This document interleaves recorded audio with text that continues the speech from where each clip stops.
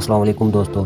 आज की वीडियो में हम आपको बताने की कोशिश करेंगे कि पाकिस्तान आर्डनेंस फैक्ट्री में तैयार करदा 9mm पिस्टल की आखिर कीमत क्या है।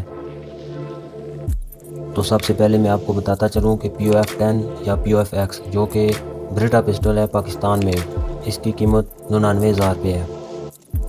अगर आप POF के एम्प्लाई हैं तो आपको 20% डिस्काउंट के साथ तकरीबन 80,000 रुपये में मिलेगा।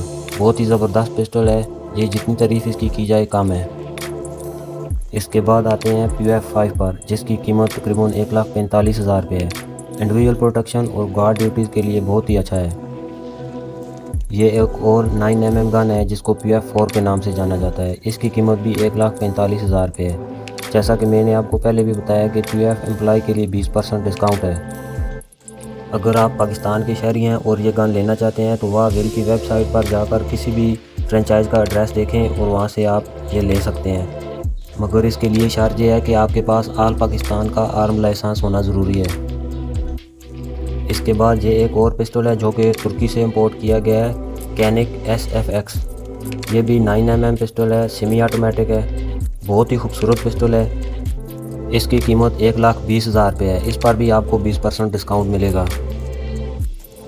नेक्स्ट पिस्टल हमारे पास कैनिक SFT है, ये भी तुर्की से इंपोर्टेड है। इसकी कीमत तकरीबन 1,05,000 रुपये है।